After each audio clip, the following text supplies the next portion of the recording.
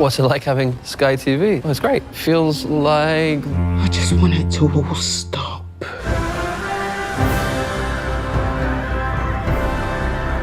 Subscribe! Is this light over here Kino? Is it cool? I'm not sure if to have it on or not. I don't know. I think it looks good. I think we need it. I think it is Kino. Yeah. Oh yeah, baby. Are you ready to begin? Right. I'm doing the rest of this video in this voice. Caleb, stop making Black Phillip watch Real Pain. He doesn't like it. Oh, that would fuck your tonsils up. Oh, God. Right, so we're going to continue on with the tier list, but before we proceed, I just want to make a few amendments as to my last time's placings.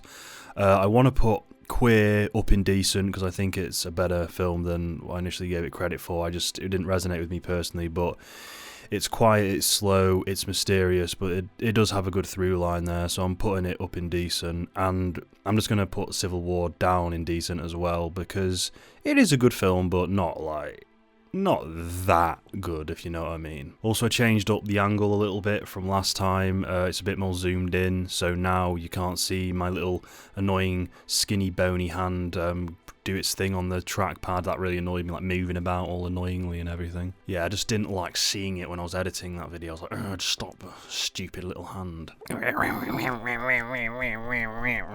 so there's some amendments, we're done. So next up is A Real Pain with Kieran Culkin and Jesse Culkin. Caleb, next up is A Real Pain. Right, so A Real Pain. Where do we put A Real Pain? This is a good film, wasn't it? Yes. Other people got a lot more out of this than I did, but I'll admit that it is really touching. Touching. Direction-wise, it's fairly bare bones and basic. It's slice of life, so it's more about the performances. Kieran Culkin is receiving a lot of praise for his performance in this film, and he certainly deserves it. It's very good. It is a similar kind of role to Roman Roy from Succession, but he's a much more optimistic, rootable character in this. He's a nice person. He swears a lot, but he's a nice person. He's like the good version of Roman Roy. A heartfelt version. Jesse Eisenberg is also terrific. He delivers an amazing monologue near the middle of the film which completely solidifies his character. It's a very poignant moment for his character where you understand all of the themes of his story regarding his relationship with his brother. A Real Pain is short and touching. I'd easily recommend it to just about anyone, but for me it didn't hit me as hard as it did everyone else. It's not doing anything outstanding. There are many films of this ilk, like road trips, introspective stories kind of thing. But if it really worked for you, then I'm not taking that away from you. But yeah, for me, it was just like, yeah, I've seen other films like this. Yeah, I'm going to put it in decent. Okay, next up, Didi. This is a coming-of-age film about an American Chinese kid growing up in, I think it's 2000s or 1999.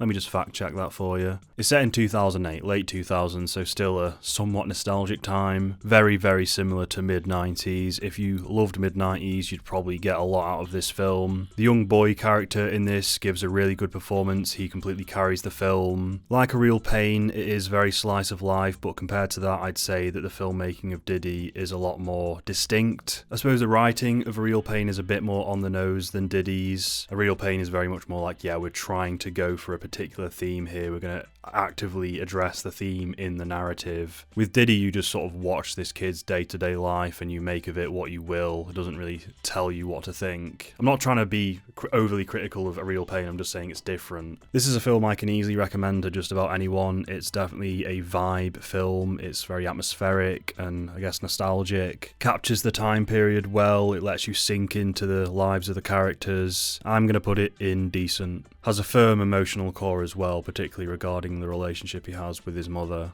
Flow is the best animated film of the year, I think, for me at least. Very, very light on narrative and plot. It's much more so an experience, a journey, a ride, a visual ride. It's all environmental storytelling, so in that way I'd compare it to a video game. Watching this film, I felt like I was playing one of those very linear, gorgeous, cinematic games. In particular, it reminded me of Ico games such as Shadow of the Colossus and The Last Guardian. In fact, it pretty much feels like it takes place within a universe created by that game developer. Another thing I loved about it was so minimal but so emotionally provocative somehow. You know how everyone praises the first 15 minutes or so of WALL-E because, oh, it's so like engaging and there's no dialogue, it's just all visual storytelling. This is that, but for the whole fucking duration. You don't need these characters to speak or act human to resonate with their emotions, which is really cool. This film is actually a testament to animals and how genuine their emotions are and how you can read the emotions off them just from their mannerisms. Just the beauty of nature and how you can get so many signals visually, and we're a completely different species, but you can read all of these things from them. You can understand an animal's entire personality just through its behaviour and appearance. It's amazing. And this film kind of like is a celebration of that almost. But hats off to this film because it didn't feel the need to anthropomorphize, is that the word? Anthropomorphize? It didn't feel the need to do that with these animals. Instead it just says, animals as we know them today, they speak for themselves. You can resonate with them. You don't need them to be act like humans and go, hey buddy. No, it's great. I'm going to put it in great. It's like playing one of those brilliant linear games again, where it's all storytelling based off environment and what you see. It's also a celebration of the beauty of nature and the authenticity of animals. Hard Truths is a film directed by Mike Leigh, who is a renowned British filmmaker. This is the first film I've seen of his. His other film, Naked, is a film that I've wanted to watch for a long time. It's been on my watch list for I don't know how long. This film is fantastic, which feels weird to say because the story that it presents you with is extremely dour and depressing. Depressing but not boring, I should emphasise. It's a slice of life movie set in modern Britain, centering around this woman, this middle-aged woman who has a lot going on, let's just say. I'm not going to give you any more information because I think the experience of watching this film is taking in this person's behaviours and trying to deduce for yourself what exactly is going on up here, what is causing her to act in the way she does. I will say that it's one of the funniest films of the year, at least in the first half, in the first act, should we say. But fucking hell, it does take a big gear shift, let's just say. People. Can't stand them. Cheerful, grinning people. I'm not going to say any specifics anymore, I'm just going to go over things that I liked without giving anything away. I love the ending and how it left things unresolved and unclear. One of the central themes of this film, I think, is unresolved issues or traumas, things just not being addressed or brought out into the open or acknowledged, you know. The ending is ambiguous, but it leaves just enough details behind for the audience to figure out what's going to happen next or imagine what could happen next. It's ambiguous, not empty. There are two different things. You can't just like have a blank screen and say, oh, it's ambiguous. No, you actually have to put something there. Ambiguous doesn't mean empty, but empty doesn't mean artfully ambiguous. Oh, I didn't finish the second half of this film, so it's ambiguous. And in fact, this film is about unfinished projects, so I decided just not to finish it myself and just did half of the work. The performances in this film are all great. I know I've been praising a lot of performances left, right and centre, but these ones really connected with me. I really love these ones. The lead, played by Marianne Jean-Baptiste, quite honestly deserves a nomination for this, but whatever. She got a BAFTA, a nomination, but I don't think she got anything at the Oscars. One of the best performances of 2024. Hands down. Yeah, if you hadn't heard about this already, I mean, if you're a YMS fan, you probably have, but that's how I heard about it. But yeah, please go watch it. It's one of the best films of the year. It's going in great. It's going in great. Yeah, we're going to be adding a lot of good films in this installment of the tier list, whatever, because turns out I actually watch good films. I seek out films that I think I'll like. I don't just watch shit. I mean, you got to watch some shit. You got to take a chance on some of these stupid blockbuster films to see, you know, you gotta check in on how the fucking, you know, I did Black Captain America. I watched Captain fucking America to check in on how Marvel were doing. Still shit. I'm going back to Kino A24. By the way, Blitz, it's under Paddington in Peru. It's under that tier. It's under, you know, Am I Racist? And Back to Black, even though I kind of consider it a better film than all of those. But Wasted Potential is just the best description I can think of it, because there are good elements, but also so many other things that are lacking, and it should have been better because of Steve McQueen. Next up here, starring Robert Zemeckis. No, it was directed by Robert Zemeckis. Sorry, I'm still here. No, just here this time. This film, Robert Zemeckis reunites with Tom Hanks and Robin Wright, the Forrest Gump trio, and he makes a film that is presented through one perspective, one camera angle for the whole fucking thing. Robert Zemeckis is the director of Back to the Future and Forrest Gump. I'd call him an expert at capturing quintessential American culture through this tongue-in-cheek, nostalgic lens. Like his film Forrest Gump is this optimistic look back, this sort of diorama of typical American culture, instantly recognisable iconography. Here is another example of that kind of filmmaking. It's not incredible, but for Forrest Gump fans it serves as a nice little companion piece to that original 1994 film. I'd call it a spiritual successor as it reunites Tom Hanks and Robin Wright. Since we saw those two actors in this famous love story that could never be, it's kind of heartwarming to see a version where, even though they're different characters, they successfully, come together. Again, the whole gimmick of this film is that it's locked into one perspective for the entire runtime, and it's all about us seeing time unfold before us as we remain idle. It literally starts all the way back in the dinosaur period, which was a little bit silly, but I kind of liked it in a tongue-in-cheek way. There's also Native American scenes. Mostly we see the various generations of the American household, all of the different eras, and it was really fun. Again, Zemeckis is a master at creating past periods of America. It even goes so far to modern times where there's a black family, and it hints at contemporary social issues with BLM. The dialogue and the overall style of this film was done very much like a stage play, a comical stage play at that, and I didn't mind that too much. It was very silly and cheesy, but it felt like it was aware of its tone and not taking itself too seriously, but still being earnest and genuine enough. Not deriding itself with crude meta commentary or whatever. Paul Bettany was a lot of fun to watch, even though his accent was a little bit shaky. The de-aging as well, there's a lot of de-aging in this. It's very obvious and there's a lot of uncanniness, it can't be denied. Again, the camera is locked in place, so it wasn't as gaping of an issue when the characters were stood further away from the camera, but when they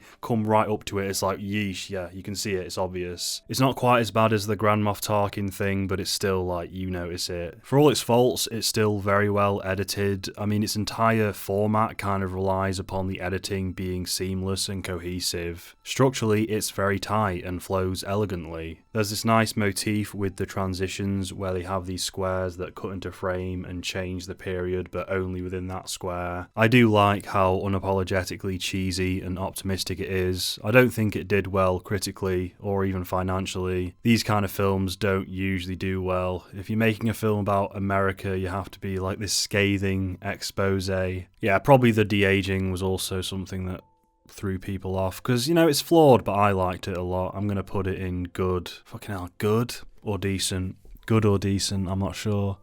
I really like this film, I've got to say. Fucking hell, if I put it in decent or if I put it in good, people are gonna be pissed off. Fuck it, I really liked it. It's going in good. It is somewhat flawed though, but yeah, it was nice. How to Make Millions Before Grandma Dies. How to Make Millions Before Grandma Dabs, more like. There's a lot of slice of life films on this list. That's because I really like slice of life films, so shut up. How to Make Millions Before Grandma Dies, probably the saddest film of the year. It centres around this adolescent grandson who doesn't have that many promising career prospects, so he begins to take care of his grandmother who's just been diagnosed with stage 4 cancer in the hopes that when she dies, he'll become one of the top beneficiaries of her will. He's basically trying to get in her good books, last minute, wanker. It sounds like a very cynical opening premise, but it develops from there. It's more so about him learning to humanise and appreciate his grandmother. I know, weird, right? It's a lovely story about rekindling your relationship with a grandparent who you haven't spoken to for perhaps a long time. By your early 20s, a lot of people don't spend that much time with their grandparents, and this just follows this lovely blossoming friendship between these two family members. You can probably predict from there why it gets fairly sad. I don't really need to spell it out for you. It also talks about how we don't spend that much time with our grandparents. We see them a bit as inconveniences or like a job, a chore to go see them. All they want is a little bit of our time, and we never seem to give them any because they're fucking boring. It was very slow at some times, and I did start to feel the pacing, but that probably was just me, I think. It's probably going to make you think of your own relationship with your grandmother,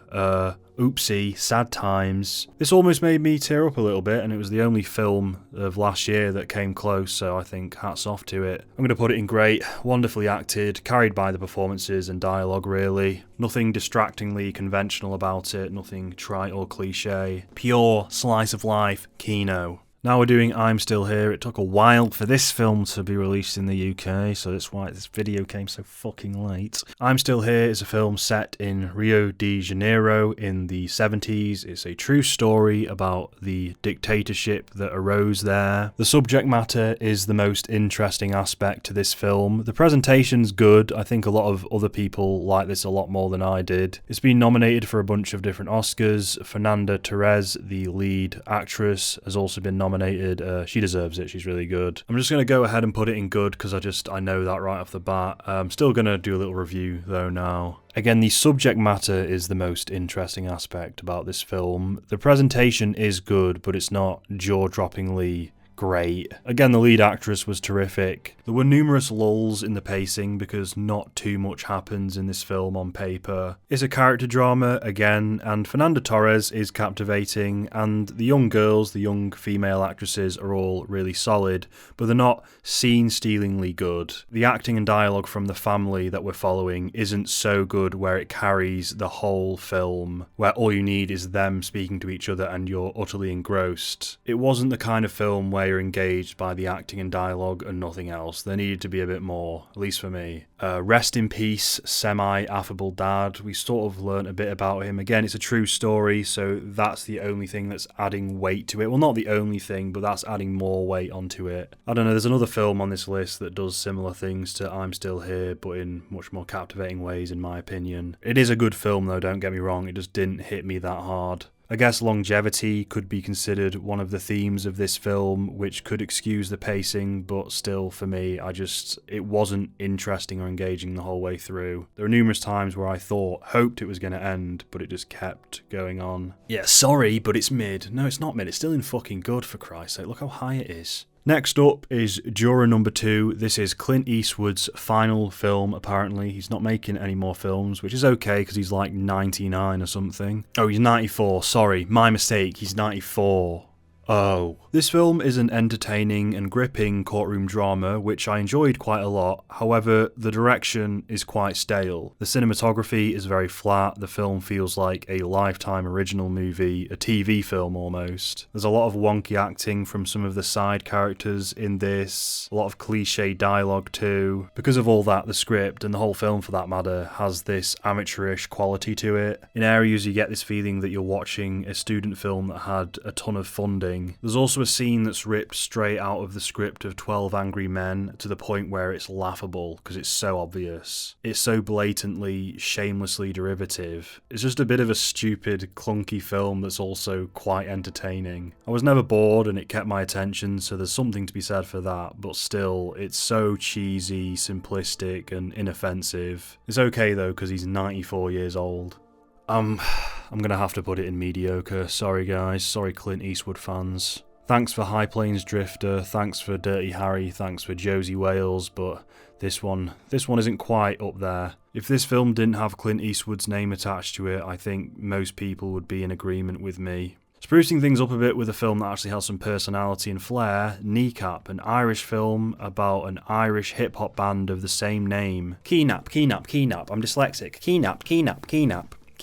This film is a partially true biopic about the band. It was very well directed with vibrant editing and cinematography. It was reminiscent of things like Trainspotting. Not as good though, but reminiscent, you know. Had a flair. Made with a lot of love, for sure. I had a lot of fun learning about the cultural significance of this band I knew diddly squat about. The fact that the actual band members play themselves makes it all the more personal, and the performances they give are really competent for who they are. You can tell it's a good film because I had no knowledge of who these people were, yet I was interested in the story that it was presenting to me. Fucking hell, I guess it's a music biopic, which feels weird to say because that is a genre ripe with generic movies. It's good, it's not reinventing the wheel or anything, it's not, it's not fucking like whatever. If it is going indecent, it's high decent for sure. Fuck, it's only a tier list, I'll put it in good. It's a nice film, I'll put it in good. Michael Fassbender's in it as well, fucking hell, he's awesome. Maria is the latest film from the director who brought us Spencer and Jackie. He specialises in female biopics that offer sensitive portrayals of the subjects. I adored Spencer. That was one of the best films of the given year which it came out. I can't remember exactly which year. I think it was 2021. Jackie, however, I didn't really resonate with that much, unfortunately. Maria is gorgeously shot. In fact, I'd venture to say that it was one of the best looking films of 2024. It's artfully done, but I pretty much got nothing out of this. It's rather indulgent and stagnant, and I think it comes over more emotionally cold than intended. Sometimes with films, they get so artistic and up their own arse that they stop being about offering a cathartic experience to anyone. At the risk of sounding like a certain 2024 movie character, there was nothing emotionally stimulating about this. It felt as though I would have had to have read a novel that this film was adapting to resonate with this character, or be an aficionado of this real life figure. I don't know, I think this film is kind of a waste of the craft where you go so artistic and experimental that you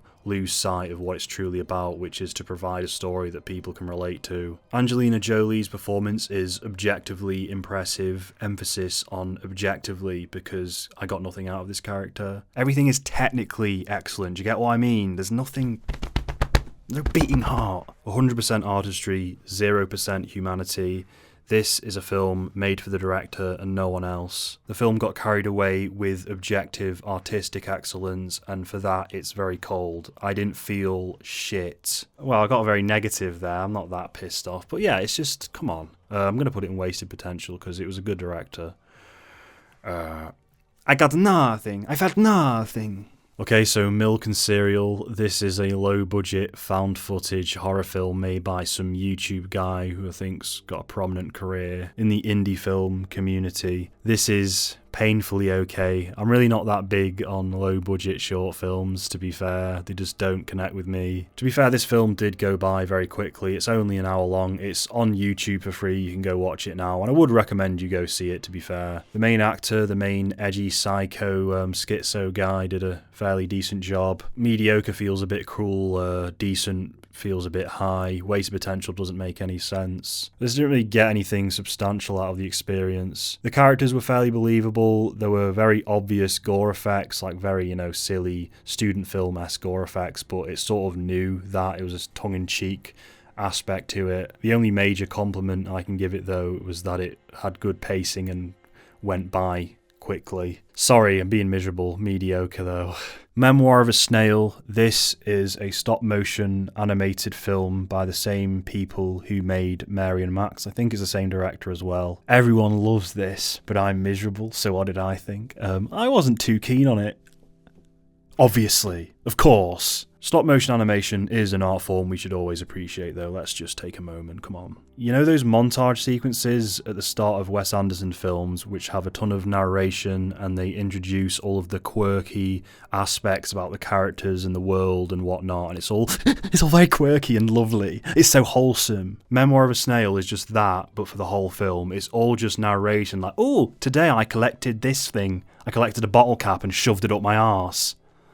Because I'm so fucking quirky, and I'm a pick-me girl that doesn't fucking just, I don't know, cheer up. Because it's all just done in this montage way, there's no moments where it slows down and lets things breathe. At least that's how it was for me. The way it was presented, I didn't, enjoy, per se. I mean, I enjoyed it because it's really entertaining, but I didn't get so much of an emotional reaction from it. This was the same problem I had with Mary and Max, which was the same director, also a very beloved film. A beloved film that didn't work for me because I'm very cynical and I hate fun. Both of these films are more so montages to me, which might not be a problem for people, that might work for others, some films don't have to be this or that, some films can be like this, and that's fine. The story and dialogue is very simplistic and sappy when you stop to look at it. It's the execution that elevates the basic script, or more so allows it to get away with the basic script. And when I say execution, I mean the stop motion animation format, the visual flair of it. If you vibe with the quirkiness, then you're sorted, but if you don't, you're kind of fucked. But it's okay not to vibe with the quirkiness because the story isn't as profound as it probably thinks it is. I did like it though, it was charming and overall a good film. A bit gay, but yeah, it's going in decent. Oh, I've been waiting a long time for this one. Nosferatu, Robert Eggers' new film.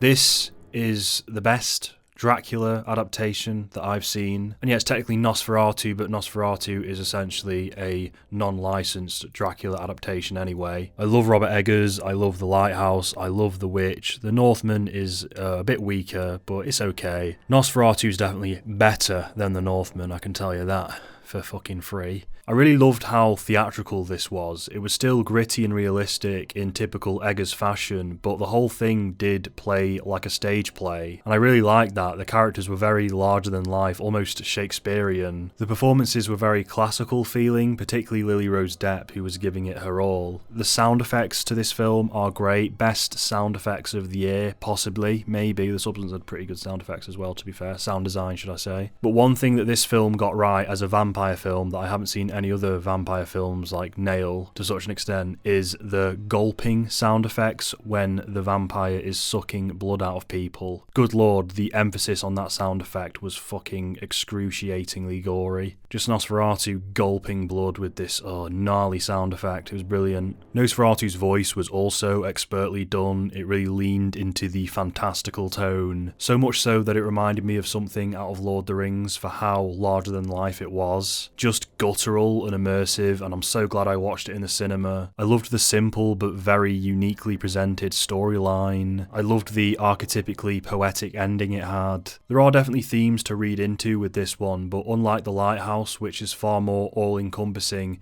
this is essentially a really well-made vampire film. That's what Robert Eggers wanted to do, just bring his directorial style to this Nosferatu story. And for that, it completely nailed what it set out to do. It's got gorgeous cinematography, the atmosphere is palpable. I just fucking love Robert Eggers, man. I greatly preferred this to Bram Stoker's Dracula by Francis Ford Coppola, which I also watched recently. I wasn't a big fan of Bram Stoker's Dracula. It had a lot of experimental filmmaking, but overall was quite a mess. This, however, far more focused, far more perfected. Just, yeah, it's great. It's the best Dracula film I've seen. I look forward to rewatching it. I'm going to get it on Blu-ray, I think. Aaron Taylor-Johnson was also in this, and he was definitely the weakest link, but still, I enjoyed his character. When I watched him, I more so saw Aaron trying to perform than an actual character, but because the whole thing was much like a stage play, it kind of worked. I didn't dislike his character, and I wasn't, taken out of it. Overall, Nosferatu might not have the introspective complexity of The Lighthouse, but I don't think it was really trying to be another Lighthouse. For what it wanted to be, though, it fucking aced. It understood the assignment, and I'm putting it in great. Tempted to put it in Bacho just because I really liked it, but I'm going to put it in great for now. Maybe at the end we can reorganise some of these and see if they are worthy of being in Bacho. Presence is your straightforward haunted house film directed by Steven Soderbergh, the only twist being it's all told from the perspective of the ghost. And because it's from the ghost's perspective, the cinematography is kind of echoing that Enter the Void omnipotent feel where everything's floaty. You feel as though you could just drift through the walls at any time. Visual presentation wise, this is extremely well done, and that aspect does sort of carry the film. The family who occupy the haunted house in question are quite personable as characters. Their portrayal is non-cliche and interesting, at least to start with. As an example, it's as if they're A24 film characters, not shit movie characters. Now, I wanted this film to further explore that family dynamic. I think that could have driven the film. Instead, however, the narrative goes down a more stale, by-the-numbers avenue, which unfortunately makes you feel quite underwhelmed by the time it's over. The potentially interesting narrative is essentially usurped by the formulaic conventions of this genre, even though it could have gone down a much more intriguing path. In fact, it felt as though there were many different directions it could have gone down that would have been preferable. Overall, I did have a lot of fun watching this, but it did let itself down in the end. When that fucking stereotypical 2000s edgelord kid villain dude showed up, it was kind of over. My friend watched this, and his letterbox review of it was essentially like paint by numbers rapist dude, and that's kind of spot on. Voices in my head, my mom, I hate my mom. But as for Presence, I'm gonna put it generously in good. Very, very generously, just because I really like the visual presentation. Saturday Night, I have no strong opinions on it, but I enjoyed my time with it. It was interesting seeing all of these young icons of American comedy like Chevy Chase and Dan Aykroyd and whatnot. The dude who played Chevy Chase nailed it, as did the guy who played John Belushi. Dan Aykroyd was played by Dylan O'Brien, who didn't look at all like him, but somehow it worked. At the very least, I enjoyed the character. The character was personable, even though it might not have been accurate. Very strange casting with that one, but fair enough. I think the film works because it's all centered around Gabriel LaBelle, who is a terrific actor. He's a very captivating performer to watch on screen, and it was nice seeing Cooper Hoffman as well. There were a lot of characters in this, a lot of real people being depicted, and there were a few people that I wish we'd seen a little bit more of. A lot of the female comedians, I wanted to know more about them. It tried to balance all of the big names, but it's more so a montage of the time. Stylistically, it's quite derivative of things like Birdman, but nowhere near as impressive. It's not essential viewing, but it was entertaining enough. I'm putting it in decent. Okay, Girl with the Needle. The Girl with the Needle is a very bleak and disturbing film that follows a young woman living in Copenhagen in 1919. It's right after the war and she's basically trying to survive poverty. I said it was bleak, and it certainly is, but it's not boring. There's no wasted air and most of the scenes are very memorable and striking. Things get so dark that it almost borders into horror, yet the film never feels exploitational. However, you do see some fairly distressing things, and it might be one of the most tragic films I saw all year. This is another one of the best films of the year. I really liked it. I loved the story that it shared with us that speaks for itself. It's also constantly going in unexpected directions. It is tough though, very hard-hitting and bleak, almost misery porn, but poignant because again it is a post-World War I film. You see some evil ass shit in this, but I loved it. For now I'm putting it in great easily. That's an easy fucking decision. Lord of the Rings, War of the Rohirrim something. Oh god. I was excited for this. I thought it would be good. I think it's like an anime. It's an anime, isn't it? It is an anime. I'm getting that right. It's set in the same universe as Peter Jackson's Lord of the Rings trilogy. Honestly, I don't remember too much about this. I can't really comment on much. The animation was fine, I guess. The story was so just fucking serviceable and forgettable. This was just easily mediocre. Just no one needs to see this, honestly. I'm looking at some notes that I wrote about it that are like a month old. Samey story that keeps repeating beats already done in the trilogy. Nice animation, but was so long and dull. Should have been 90 minutes. I don't remember what specifically caused me to have these views, but I trust my past self. The Seed of a Sacred Fig is a film distributed by Germany, but it's set in Iran. It was produced and shot secretly in Iran before the filmmakers fled to Germany. It's essentially an expose of the Iranian government and how fascistic it is towards people who are campaigning for human rights, essentially, namely female rights. Now, despite the high-stress environment in which the film was made, the film proves to be this subtle, non-exploitative character drama centering around this family. The family live in Tehran, the father is a lawyer, and at the beginning of the film he is appointed as a judge who basically signs off on various government sentences for people who've broken the law. What you find out later is that he's basically signing off on people's executions, and these sentences can be for anything between an actual crime and being present at a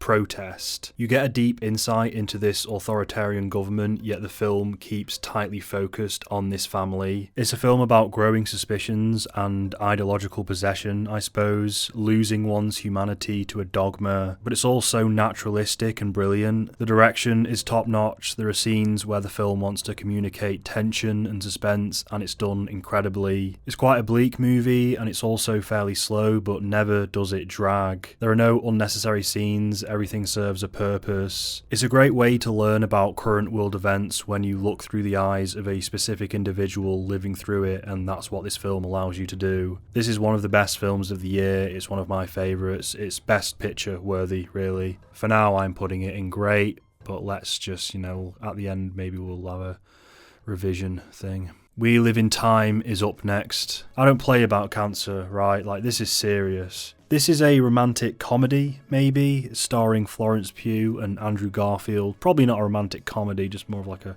romantic film. The best way I can describe this film is it's one of those heartbreak chick flick films that girls cry over, only it's a really well-made version of one of those. A well-made, well-acted version. It's all about the time we share with one another and how it's fleeting. That's not enough time! To illustrate this, the film is told out of order. There's a lot of jumping back and forth in time. Despite the constant time jumps, the film always manages to keep the viewer aware of what timeline they're in. You never become confused. You can always quickly grasp at the start of each scene which of the 4 story threads you've just cut to. So on an editing level, it was really impressive and coherent. Florence and Andrew both give really good performances, no complaints there, they have really good chemistry. My only major criticism is that it's a fairly paint-by-numbers story. I love you, but also, death. Now's the time where you cry. Andrew Garfield's really lent into that sexy British guy thing, hasn't he? Like, between this and this fucking Sky advert I keep seeing. But then the conductor comes piping up with those weird stale sandwiches. She has sticky toffee pudding. Anyway, We Live in Time. It's not brilliant, but I'll put it in decent. Sticky toffee pudding.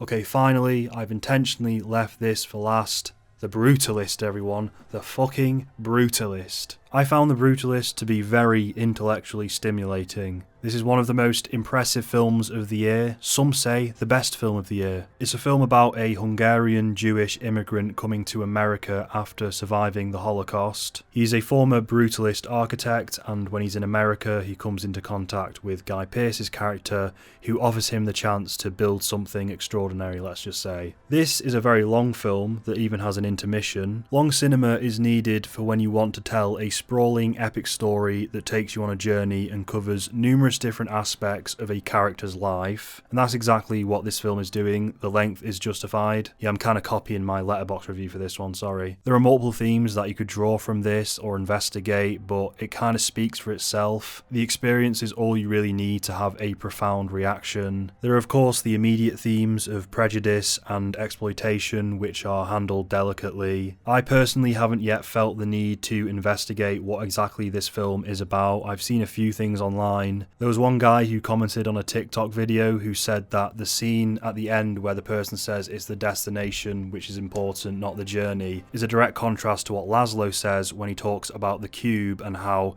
a cube's construction is the best way to define it. So he's actually submitting the counter philosophy to what's said at the end. No, it is actually the journey which is the important thing, dumbass. The whole film is a showcase of the journey he went through whilst making this thing. That exhibition at the end, everyone's there celebrating the destination, the finished product, but they don't understand, they don't realise what went into it, and that's the fun hypocrisy, the fun cynicism of that final scene. The film actually puts us in that headspace where when we think of the monument that he builds, we only think of the journey, when otherwise if we didn't know the journey, we may have just seen it as like a beautiful work of art. Nothing bad went into this. We view this work of art, this thing that Laszlo has created, as an experience, a story, a narrative. We don't view it as this one thing that all of the people at the exhibition at the end do.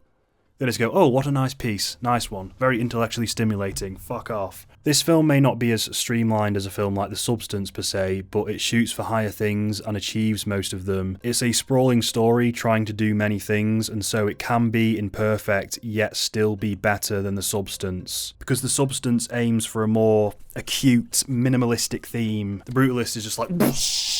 Many of the scenes in The Brutalist are carried by superb dialogue, superb acting. Guy Pearce is terrific, holy shit. Steals the show a bit, he does. It might sound pretentious to say this, but this feels like a true artistic piece. Like, I felt so enriched watching it. Its length and what it achieves with that length, that scope, puts it in the same category as Once Upon a Time in America, The Godfather. It's just so fucking good. I mean, it's not one of my favourites. I'm not personally in love with it. Maybe I'm like speaking too soon comparing it to these greats. Like Once Upon a Time in America is one of my favourite films of all time. This I can see myself rewatching in a couple of years, and either it cements itself as one of the best films of the decade, or it's just like, yeah, that was really, really good, but not one of my favourites. But as a movie, it feels so unlike anything else within the current film climate. It transcends any trends or conventions of the time. It just feels so removed from this decade, and I mean that in a good way. Does it deserve to go in Batcho? Maybe one day, but I'm not sure, and I have to be honest with myself. Maybe when I rewatch it, I'll be compelled to be like, this is one of my favourite films of all time, and of course it's in Bacho, but who really cares? It's just a tier list.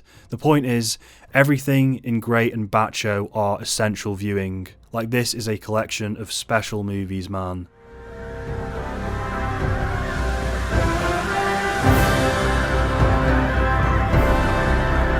And since we're done, just to name 5 of my personal favourites of the year, just to be like, oh, top 5, not in any particular order. Got The Brutalist, we'll put Challenges up there, Furiosa, Seed of a Sacred Fig was really good, and last one, either Girl with the Needle or Nosferatu. Fuck it, let's be edgy and put Girl with a Needle in it. Yeah, Girl with a Needle, yeah, fucking hell. Just great fucking year for films, man, honestly. Like, I know they're all artsy, all the best ones are all artsy, and people who want fucking amazing blockbusters are a bit malnourished, but still, like, there are ways you can just watch the right fucking movies. I know you shouldn't say that, but whatever. There were so many great films that I saw from 2024. Thank you for coming with me on this journey through Kino, or whatever degenerate word you want to use to describe these works of art, actually. I was very culturally enriched by the films I saw this year, or last year. Very intellectually stimulated. Objectively worst film I saw, probably Stalker, The Stalker, Shadow of the Zone, and the SpongeBob film. For the most part, blockbusters are still mostly shitty, but cinema is far from dead. The end. And remember to fucking subscribe. Thank you to the patrons. Thank you DF. Thank you Doug Gem. Thank you Casey Gann. Thank you Magical Weasel. Thank you Mason Lydon. Thank you Matt Delaney. Thank you Oh I'm Dean. Bosh. Did you disagree with any of my placements? I don't care. You having a wank? You having a wank? You having a wank? The throat. You having a wank? You having a wank? You disgusting fat You fuck. having a wank? You Right having a by wank? the throat. You having a wank? You having a wank? disgusting fat. Mallorca!